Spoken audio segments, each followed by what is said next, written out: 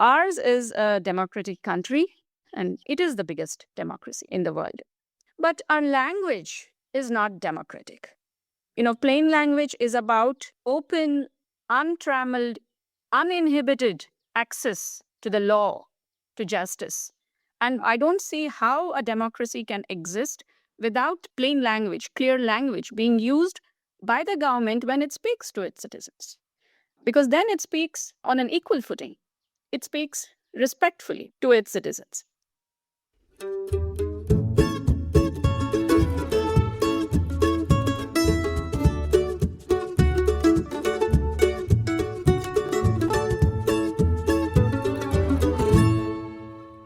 Welcome to Top of Their Game, the show where we speak with the people making communications clearer, fairer, and just plain better. I'm your host, Bob Bilstein, a lawyer and plain language trainer, practitioner, and advocate. My guest today is Vijayalaxmi Hegde, a copy editor, writer, and plain language specialist. Also, yoga teacher, homeschooling parent, sustainability practitioner, and an aspiring farmer. Like many in the plain language world, she is working to help ensure that citizens, consumers, and participants in society can understand the sometimes technical documents they receive from governments, from companies, and from lawyers. Vijaya's particular turf is India. There, she has been at the forefront of efforts to make complex technical and legal communication clearer, more human, and more accessible. And in a country as large and as linguistically diverse as India, the stakes are especially high. And that's because plain language isn't just about better writing, it's about access, it's about inclusion, and ultimately it's about fairness. In today's episode, we talk about where plain language stands in India today, the growing push to reform legal and institutional communication, and what recent developments like changes in legal education might mean for the future. We also explore the role of global standards, Vijaya's work as a plain ambassador, and how emerging tools like generative AI could either accelerate clarity or complicate it.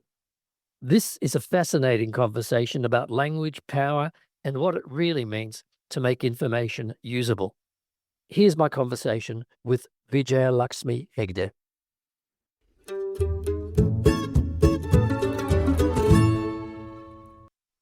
Viju, great to have you. Thanks for joining. It's my pleasure to be here, Bob. Thank you so much. Oh, you're most welcome. I'd like to start with how you found your way into plain language. Was it intentional or did it grow out of any of your work, whether as copy editor or any other role you had? It was neither intentional nor did it grow out of my work as a copy editor. But it was, of course, related to editing because I started out as a journalist. So when I was in journalism school, my teacher, Jyoti Sanyal, he introduced me to plain language. And of course, at that time, I wasn't aware of it as a global movement or anything. But, he drilled the guidelines of plain language into us in training.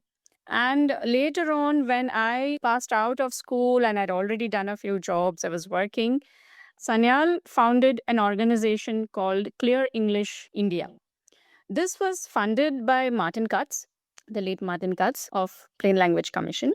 And at that time, he asked me to join him at CEI, Clear English India. So that was my actual formal entry into plain language. Do you know what inspired Martin Katz to establish that, to make that investment? Yeah, so Sanyal and he, I don't really know how they made contact, but it seems that because they were like-minded people, they had somehow come to know each other and they were good friends. In fact, Katz mentions him on his website, and just before he passed away, he wrote an essay. And even in that, he mentioned Sanyal and his book. And I chatted with him briefly a few years ago. And even then, he remembers Sanyal and his work. So their relationship was very strong. And Sanyal proposed the idea of this institution because obviously there was no parallel to such an idea or an institution in India. And he was finding it difficult to convince someone in India to fund such an institution. So he wrote to Martin Katz that, look, I want to work for clarity in India. And this is my proposal, and this is what I intend to do. He wanted to train, actually. not just work on editing and writing in plain language, but also wanted to train. What year are we talking about roughly? This was 2006. So then Katz looked at the proposal and he really liked it. And he gave us the starting grants, because of which we could rent an office, hire some staff.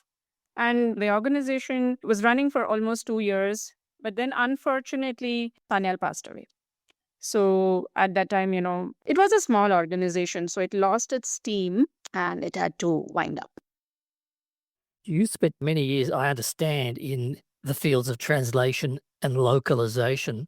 I guess I've got a two-part question about that. The first one is, what do those things mean in practical terms? And the second is, to what extent, if at all, has your experience in either of those areas shaped your understanding of clarity across languages? Yes. So, I think you would like to know about localization more Sure. than translation.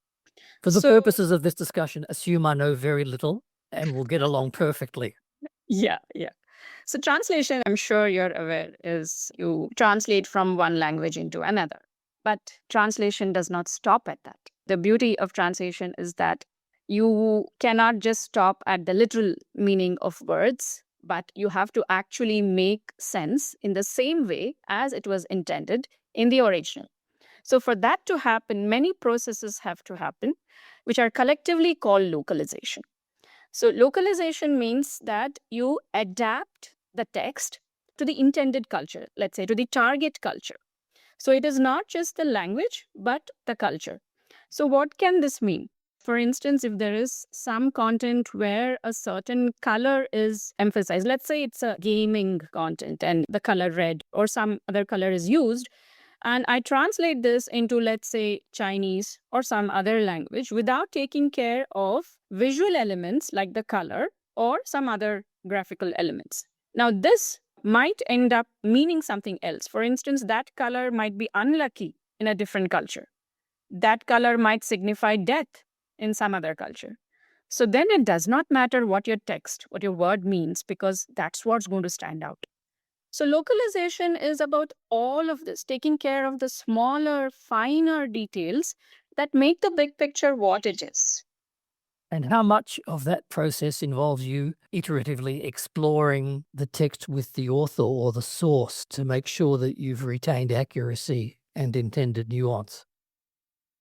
Yeah, that is really iterative work. And, the translator and the localization professional, they actually stand between two worlds, between two cultures, not just two languages. And they need to be keenly aware of what the author's meaning is in the original and how they can literally carry it over without misinterpreting it. They have that responsibility to this other language, other culture. There is this keen understanding and awareness required of both cultures and both languages. And there's a lot of experience that is required in both cultures also. It's not just with the languages. You gave Chinese translation as an example of what you had in mind. I actually thought you were going to take us to language and culture challenges that actually happen within the borders of an incredibly varied country like India. So I'd like you to tell us a little bit about the history of English in India and the complexities of communicating across culture and language within a country. So, you see, English entered India during the Victorian era in Britain, and it was Victorian English that came to India, which was a very unfortunate entry. So, the English that we first encountered was all so over formal, roundabout way of speaking. It was just not direct. The more indirectly you spoke, you were supposed to be that well educated. So laughter was called something like instantaneous motions of merriment or something. My professor, Mr. Sanyal, wrote a book called English, and these were the instances that he showcased there. So English was not doing well at all in Britain also. It was not a flowing, clear, succinct sort of English. And whatever that version of English was, we got it. And we preserved it, unfortunately. So even after the British left, it was with this version of English that we got stuck with. Long paragraphs, fully bloated, like, paragraphs that run into hundreds of words, big fat words that, you need a dictionary for, and so on. So this became the hallmark of good English. Is that what came to be known as Babu English?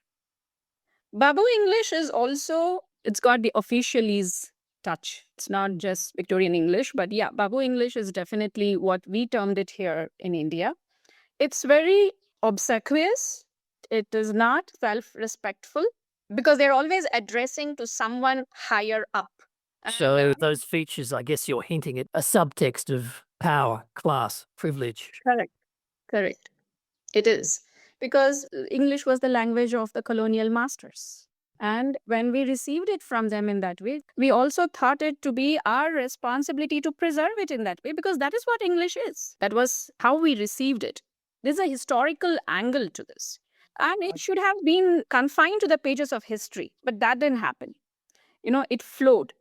It flowed into our journalism, it flowed into our legal texts, it flowed into any sort of mass communication that happens between the government and the citizens. So it's everywhere now.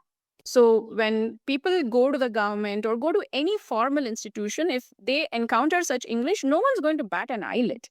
It's expected.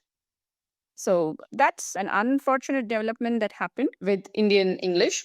Maybe I'll just stick on this one for a second because you identify some really fascinating things. And it resonates for me because in Australia, some time ago, when I speak with my legal colleagues, when I run training for them, same sort of issues that, well, that's the way one needs to sound. That's the way to come across as professional.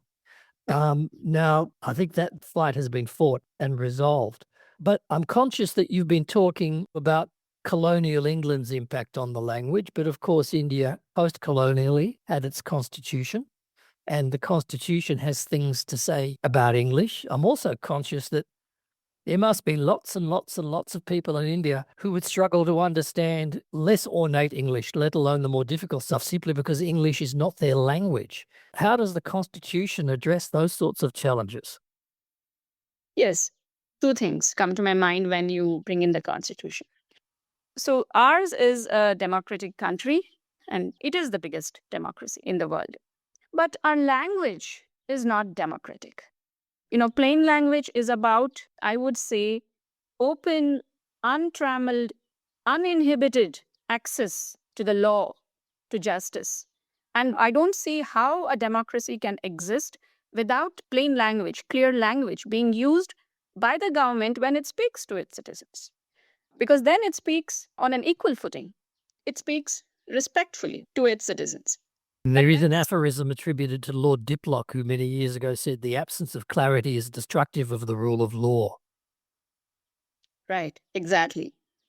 And what we have instead is that though we have various rights to the citizen, it could be freedom of speech, it could be the right to information, because the way we speak, the way we disseminate information is not democratic. It does not allow access to everyone.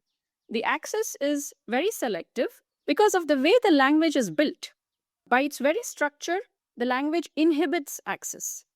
So if there is a statute or a law, let's say the Rent Act. Now, if I'm going to rent a house, I need to know what are my rights, what are my duties, obligations, but I cannot know them on my own. Or I might misinterpret them, let's say, because the language is not clear. So I have to go to a lawyer. Nothing wrong in that per se, but why can't I understand the law on my own? It's meant for me, right? So then why can't I understand? And even if I can't understand it, how do you expect me to comply with it, to follow it? So that is where we should have been with language, given that we are a democracy, but we aren't. Now, about English versus the multitude of languages in India. We started off talking about English, the history of English, plain English, and so on. But for any information to really reach the person whom it is meant to serve, in terms of law and justice, or even any consumer contract also, it needs to be in the language of the citizen, the user, the consumer, the reader. Now, that's also a given in so many other countries. Of course, here we have an interesting situation in India where, because of so many languages, the Constitution of India recognizes, I think, 22 plus languages as official languages. There is no national language. All official languages are given equal importance. Now, the many judgments or bare acts of law are initially drafted in English. And not only about law, I mean, you could take consumer contracts or some health information, any information that is meant to be distributed en masse. Now, this is drafted in English. There is a reason for that. Because almost no language has got currency throughout India as English has. In North India, you would find that Hindi is very widely acceptable. But in South India, Tamil is one of the major languages. But in South India, as you know, there are 4 states. Again, Tamil is not acceptable in Karnataka, in Kerala, in Andhra Pradesh. So here in South India, English would be the most preferred language. Now, if the conversation has to happen between South Indian, Northeast Indian, Western Indian states, then it has to be English. Because South Indian states will not accept Hindi. And North Indian states will find it difficult for them to, easily get access to anything written in South Indian languages. So that is why English acts as the hub language. In translation, this is a term, or as a pivot language. So anything that needs to reach all Indian languages stands a very good chance of doing so if it is drafted in English. That does not mean it should stay in English, not at all. It must be translated. But for that to happen, we need to start with English and hence plain English. Yes, I was about to say that it's my wild guess that a clear English document is a lot easier to translate accurately than an unclear English document. Of course. You've identified several compelling and you would have thought self-evident reasons why it's in the interests of society to generate laws that help the people affected by them act in accordance with them, exercise their rights, understand their obligations. And yet, it hasn't been happening, or maybe it's starting to happen, but why the resistance? Yeah, so there is a lot of organizational resistance. It's about habit at one level. We've been doing things this way and we see no compelling reason to change. Secondly, it might also be a lack of awareness that things can be done differently. Now, here's where more networking, more getting together of like minded plain language people will cause some difference. Because we're not really so aware of, let's say, plain language rewrites of, any health related information, or it could be how my water bill can be presented in a much better user friendly way. It is possible, it is being done. But the people who are actually creating such content may not be aware. And that's not a fault or a problem by itself, but the awareness has to reach them. I imagine also they need to recognize a what's in it for me factor. Why does this help me in my business or my profit margin or my job? True. Many organizations may not really have tested their content with the actual users. So there may be an assumption that, this has been working, but maybe it's not been working. Maybe banks are getting so many calls by their customers because there's something in a form that I don't understand and it's being rejected again and again. Whereas if I could understand it and I could fill the form correctly, I would not be calling so much. So it's just that maybe no one has put a finger on the problem. That could be it. You've identified a fairly grim situation, but maybe there's some light on the horizon because I am aware that there is some moves afoot in the legal profession as well to maybe consider with a fresh set of eyes the value of plain language. Would you like to say a little bit about what's going on and where things are heading, hopefully? Yeah, definitely. I have a lot of hope going forward. In the last few years, I think since maybe 2018 onwards, I've been hearing instances of plain language enter the mainstream discourse. There was a plain language bill introduced in Parliament in 2018. It wasn't passed, of course. But then again, in 2020, the Supreme Court heard a public interest litigation demanding that plain language drafting be made mandatory. Then again, a few years down the line, Chief Justices of India have complained against judgments that they couldn't understand. The Chief Justice of the Apex Court of India. And they have asked their peers to write in a language comprehensible to the common people. Then we've also had a few guides on plain legal drafting published. The latest development was, I think it was end of last year, when the Bar Council of India announced that it is going to introduce plain language drafting as a component of law school curriculum. So, Bar Council of India is a statutory body which regulates the practice of law as well as legal education. So, this to me is really big because I've been observing this space for close to 2 decades or a little more than that. And so many developments have been happening steadily, one after the other. Of course, we still have to see concrete action. But when you're hearing it from top down, then I think something is afoot and definitely to be celebrated because plain language is in the air. And I have a lot of hope.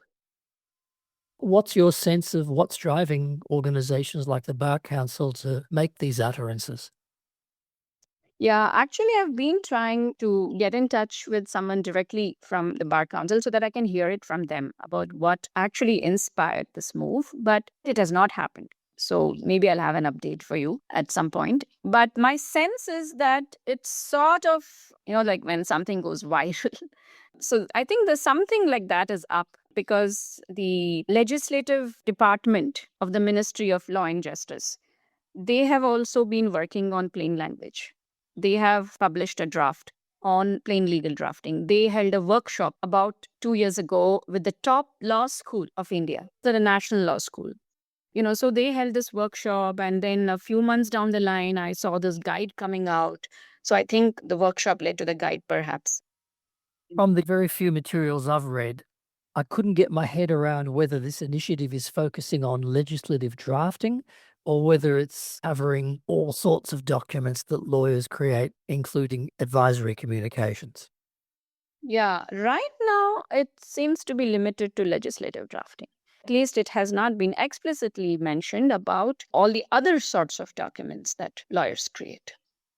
Seeing it through the prism of my life as an Australian lawyer, legislative drafting is a skill that very, very, very few lawyers will ever need to acquire. Those who work in the Office of Parliamentary Counsel, for example, but that's a very thin edge of a much bigger pie. That's true. They may not end up actually drafting legislation, but I'm sure that when they are educated in the ways of writing clearly in plain language guidelines, this knowledge can always be transferred and practiced in whichever sub domain of law that they may actually be practicing, is my understanding. You talked earlier about judges who've commented adversely on Yes. the impenetrability of judgments they've had to read as part of their Yes. job.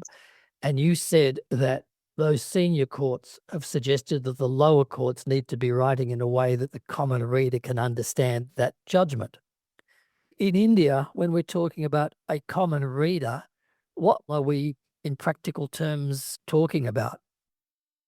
The level of language of an average judgment, I doubt even if educated people can make head or tail of it. We are not talking of people with basic literacy skills. We'd perhaps have to have much more simplified, even easy read versions, perhaps. We're not getting into even that, though I would say why not. But let's say someone out of high school who's not gone to college, but they have done high school, they have more than basic literacy. Suppose if they're fighting a case, they go to court and there is a judgment. Let's say even if it is translated into their language, I even give that. Can they understand it on their own? I can say with a lot of confidence, no. And this is not just about lower courts. Actually, the judge of the Supreme Court, he was talking to his peers, judges of other high courts of the different states. So his peers. And he could not understand the judgments written by them. They ran into hundreds of pages Each paragraph was voluminous. And there was actually a case where a Supreme Court judge sent back a judgment by another state saying that, we cannot understand it. So when the judges are speaking this way, then what about the common citizen? Where is the chance that they will understand anything? So it is not just to do with literacy education. It's just that if a sentence runs into 100 plus words, anyone's going to get lost, whatever their level of language is. By the time you reach the end of the sentence, you've lost touch with what was said. You don't even remember, you don't understand. I have a sneaking suspicion that telling those sorts of judges to write for the common person is by some distance a bridge too far for them.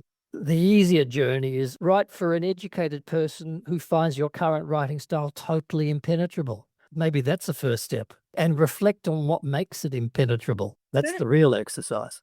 Makes sense. And here is where this announcement from the BCI for me is very important, because it is an attempt to produce a new crop of lawyers who will not stand up for legalese just because that's what we've done so far, for no other reason except for, that's how lawyers write, that's how lawyers speak.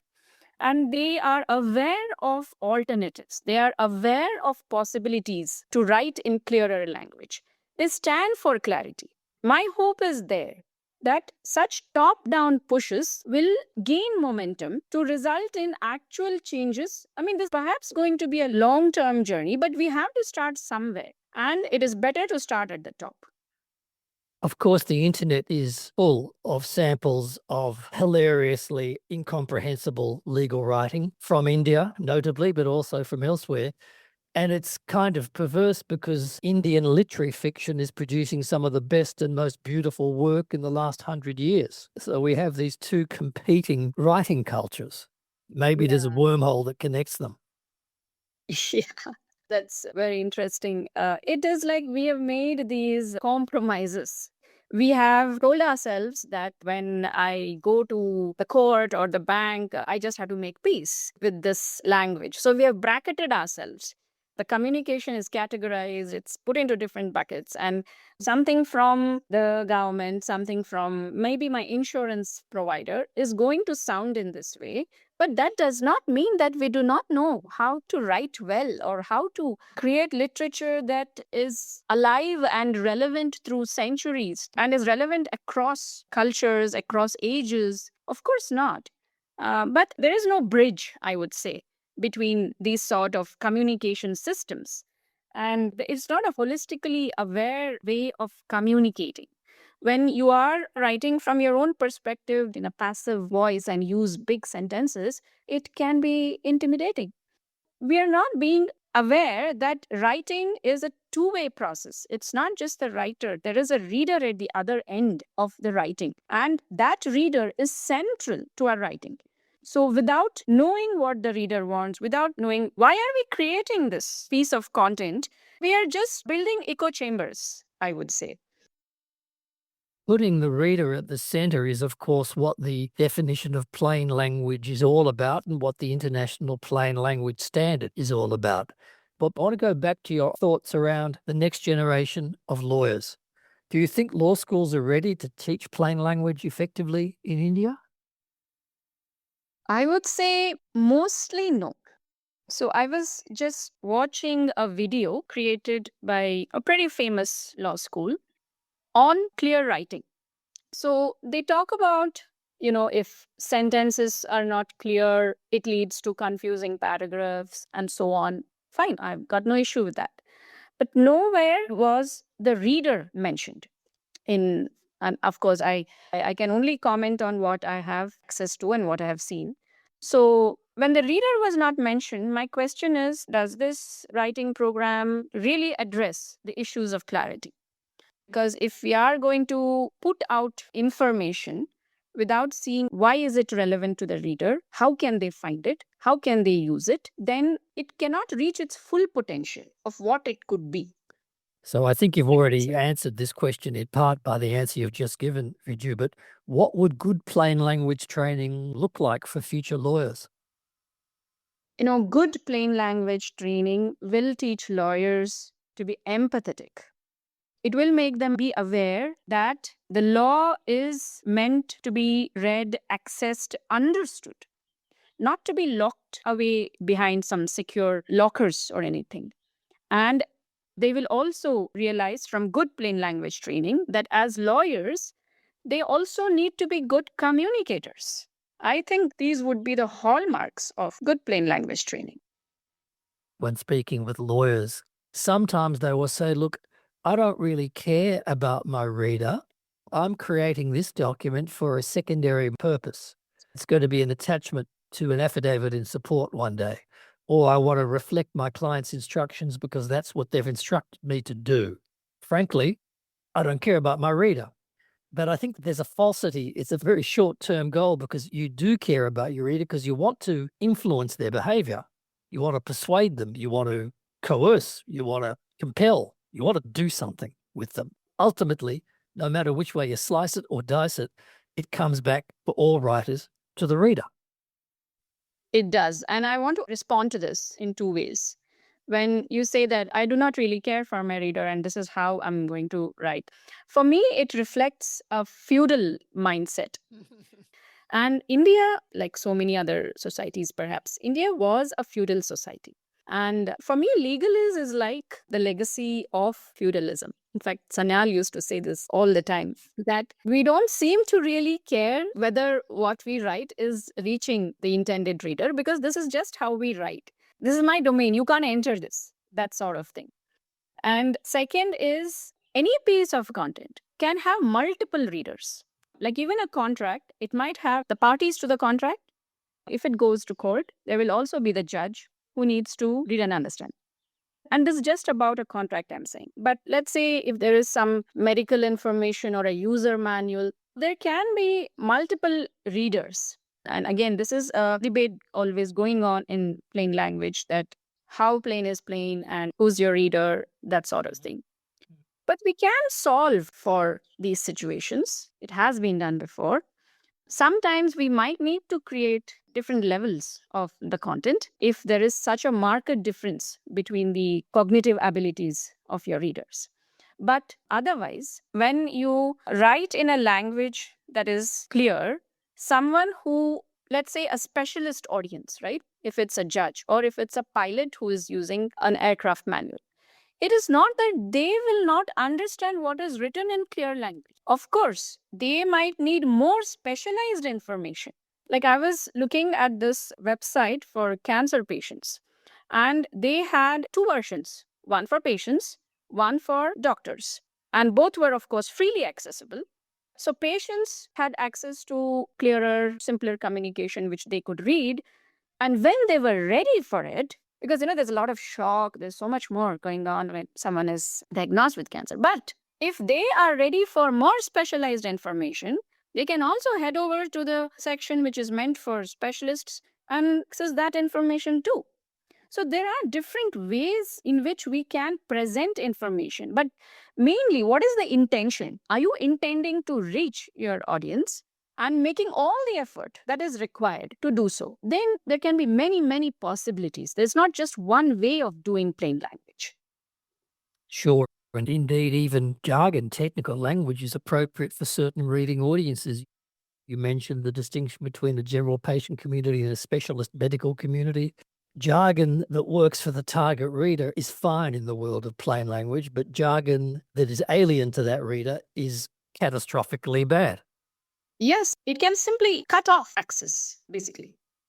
Yes, and that seems to be a recurring motif in our discussions, that writing is an exercise in power, access is an exercise in social justice, if you like. That's true, because plain language in a country like India can work at many levels. At the most basic level, it will enable me as a consumer of different services, right? I want to get an electricity connection, let's say, and I want to fill a form and get the connection. Not so easy in India. So, first off, the form, I may not understand the text.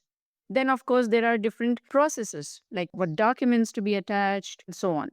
So it is not just about text. And in fact, plain language does not address just text, as we know. So it is the whole infrastructure of information that has to be opened up. So I need to know what all is required to fill the form, and that should be centrally and easily available to me.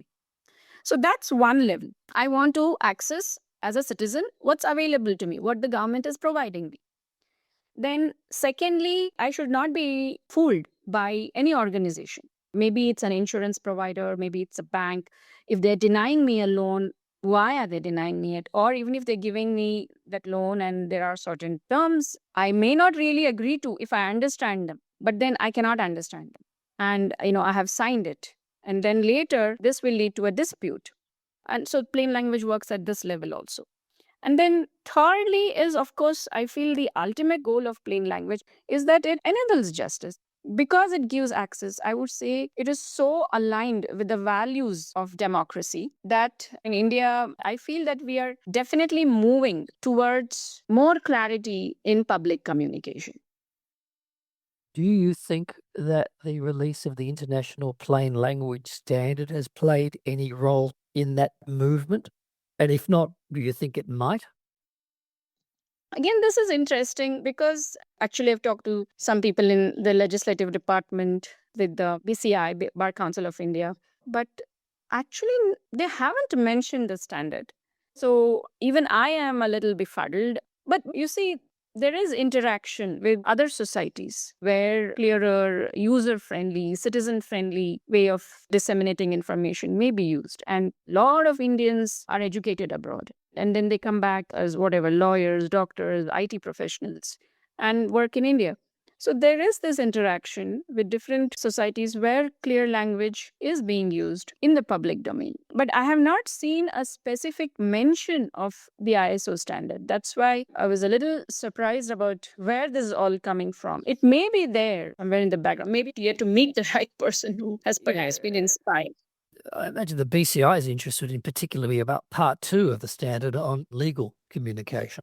But what about other organizations or professions or peak bodies in India? To your knowledge, is anyone aware of the existence of this standard and perhaps even using it? I'm not really aware of other organizations, how much they have heard of the ISO standard on plain language. Though, of course, ISO standards are very highly respected in India in different product and service domains. And even some translation companies, there are ISO standards for translation and localization also. So there are Indian LSPs, language service providers, who do comply with ISO standards. But these particular standards on plain language, I'm not sure. I thought the standard was going to be a landmark development in this area, and maybe it will be, but there's another development that I wanted to raise with you now. Generative AI and what it means, in particular in India, for people who, as you say, are disenfranchised and de-democratized because the documents they read are unconquerable. Can generative AI help? There are some free AI tools in India. So there are actually many, many people who have access. Now, to what extent these AI tools will be used for making information clearer, I'm not sure if people are using it for that. But more importantly, it's good at summarizing text. It's good at giving you a sense of what this document means. But if generative AI is going to be used for more than that, if you want, let's say, plain language translation through AI, then if you are not aware of what makes a document clearer, then you might just end up accepting whatever the AI tool has given you. And it may sound correct, but it may not be accurate, or it may not even be as clear as it could be, like a halfway job. Do you have any sense of what Indian legal organizations and lawyers and law firms are doing with the technology at the moment? I mean, I've heard from some lawyers that they have been using AI tools to do the heavy lifting in drafting contracts and so on. But I've not heard of them using it to make contracts clearer or shorter. That I have not heard as the specific purpose for which they have used AI. I want to come back to something that we have touched on. In your view, what are the biggest barriers to adopting plain language in India today? Yeah, I would say that there is some entrenched way of doing things that this has to be really shaken up, that a different, clearer alternative is possible. It is available already, it is being done already. This awareness has to be created because there is this notion that it's just simply how this is being done. There is one more challenge that might be shaping up, and I hope not, is that some half hearted attempts at plain language may just pass off to be plain language, but they may not really go the whole way. What do you have in mind? I've come across some manuals for plain drafting, and the language of the manual itself is not plain. See, this is the thing. When you say you're training for plain language, do you embody it holistically? Basically, training in plain language is also required when someone does such work on creating such manuals. I would say that not being open to plain language and the lack of training can be the biggest barriers. Is the training something that happens at tertiary education level or at the workplace of the lawyer? Well, it should start with the law school or wherever you're learning because everyone gets entrenched in these so called ways of obfuscation if it gets too late. In fact, I would say that not just for lawyers, I mean, everyone can do with a component of clear writing because clear communication is for everyone. In whichever profession you are, it helps to be a clear communicator.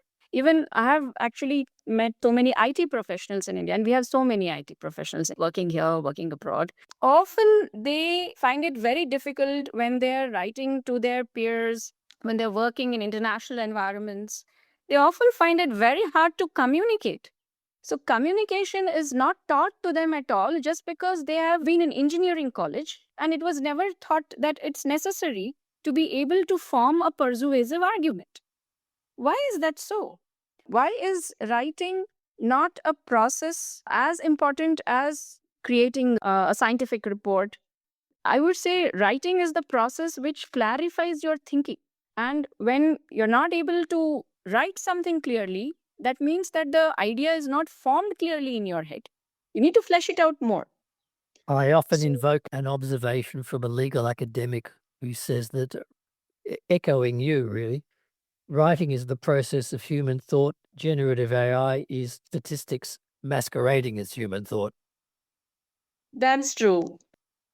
We've spent a bit of time talking about the BCI as being a potential driver of plain language for the legal profession. Does the Indian government potentially, if they were attracted to the standard and the whole vision that you've outlined and the reason it's so desirable, is government someone who could drive this kind of thing in a nation as vast and complex as India? Certainly, certainly. In fact, I've been in conversation with the Bureau of Indian Standards. It's a standard setting body in India about adopting the ISO standards on plain language in India. They're very interested and they have asked me to go ahead and create a working group to study these standards and see how we can adopt them in India. And that process is going on right now. So that's one very positive development. And secondly, I mentioned the legislative department of the Ministry of Law and Justice. They have also been working on plain legal drafting. So the government is, I think, taking some solid steps here. For now, it's very positive, and I hope it moves in the right direction. Yes. Well, that sounds really positive. Viju, as we come towards the end of our time, I just wanted to turn to perhaps some lighter territory. Do you have a personal plain language pet peeve, expressions that really irritate you? I don't know if you have enough time. Just your top one or two, maybe.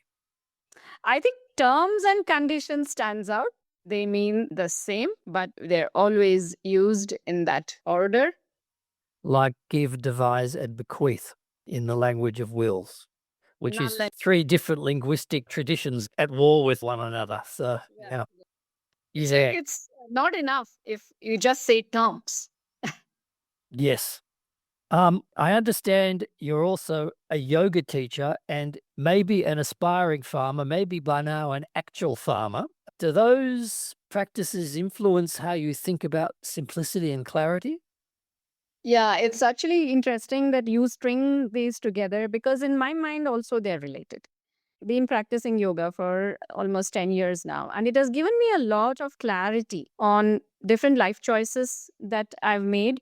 And even in the yoga philosophy, it talks about three qualities inherent in nature, which is sattva, rajas, and tamas. So, rajas is mostly to do with activity, restlessness. Tamas is to do with the sort of a dullness, inertia, whereas sattva is about light and clarity. And sattva is the more preferred quality. So, yeah, I am small time farmer now. I think I can say that, not just aspiring. So, we made some choices to live more slowly, more sustainably.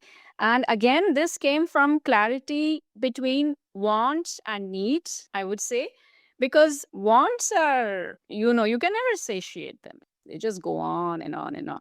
But needs can be reasonably met. And again, this clarity helped us make these decisions. And I think this sort of clarity the world really wants today, needs today. What are you growing or what are you raising? Well, we grow paddy because we have a lot of rain here. We are in the Western Ghat area of India.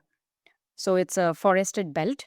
So we have a lot of rain, and paddy is our main crop, but vegetables are my first love. Hmm. Tea or coffee while editing, or maybe something stronger now and again. No, I'm highly sensitive to caffeine. I don't have any of those. Dog or cat person? Dog, all the way. Correct answer. Um, Oxford comma, friend or foe? Friend. Friend. Always friends or I mean, of course, if you ask an editor, the answer is always it depends. you're rusted on? Yeah, yeah, yeah. Okay. If you could attend a dinner party with one writer, living or dead, who would it be? Agatha Christie, no doubt. Haha. Here's a question without notice. For someone who wants an introduction to Indian literature, like my friends in Australia, for example, who would you be recommending? Um, I've read Naipaul, I've read Arundhati Roy. They are all good entry points, but the landscape is really vast, and I'm a slow reader, so Finally, some reflections and maybe some advice. Looking back, what are you most proud of in your work so far? So, if it's about plain language, I think and I hope that the best of my plain language is still ahead of me. As I said, there is a lot of hope and there's a lot of potential for work to be done in plain language. So, as far as plain language is concerned, I'm hopeful of doing a lot of work that will really sort of change the landscape in language. But otherwise, I've been a writer and a journalist also. So there was one project which really meant a lot to me. It was a book on the street children of Kolkata. I lived for a decade in Kolkata, and this project was really close to my heart. For over a month, I was there with the street children from morning till evening, followed their lives very closely. So that was a very dear project to me. Oh, fascinating, fascinating. What advice would you give to someone in India starting out now in plain language? I'd say educate yourself, train yourself very well because there's a lot of training material around. Some legends of plain language have just given away material for free. There's Martin Katz, Cheryl Stephens, Joe Kimball, and they've been so generous in making training material available for free. That's gold. So I would say go ahead and train yourself because even though we are communication professionals, and I'm addressing myself to a communication professional here, we might have learned about different ways of how to write and so on. But plain language writing, we need to train ourselves in that because there are certain ways in which we need to make ourselves more aware. There might be different levels of readers also. So, how can our communication address the needs of these different levels of readers? And there are ways and means to do so. So, all of this is available out there. It could be medical writing, it could be legal writing, it could be graphical contracts. There's so much material available out there. Go and train yourself. You are so right. And when you talk about the BCI and a potential focus on legislative drafting, Of course, each nation wants to do its own thing, but I look at the offices of Parliamentary Council in Australia and the materials that are freely accessible on plain language drafting. Yeah, very high quality. Yeah, true. There's a style guy from Australia. I follow their newsletter. It's a Commonwealth style guide. Yeah, it's amazing. That's really great. Last question. If you could give one piece of advice to policymakers or institutions in India, what would it be? I would say test your content. Go and talk to people who are using whatever you have put out there. If it's a policy material or if it's any other contract or law, just test it with a few readers. It does not have to be a massive formal survey, though that's great also. Just talk informally to people who are probable readers, probable consumers of that piece of content. Just talk to them. Do they understand your content? Don't just sit and make assumptions on your own. We might miss out on many things. So go and talk to potential readers. Absolutely. We end as we start by focusing on the reader, which is what it's all about. Biju, I've really enjoyed our time and hearing your insights. Thank you so much for taking the time to speak with me today. Thank you so much, Bob. It's been a pleasure again. Likewise.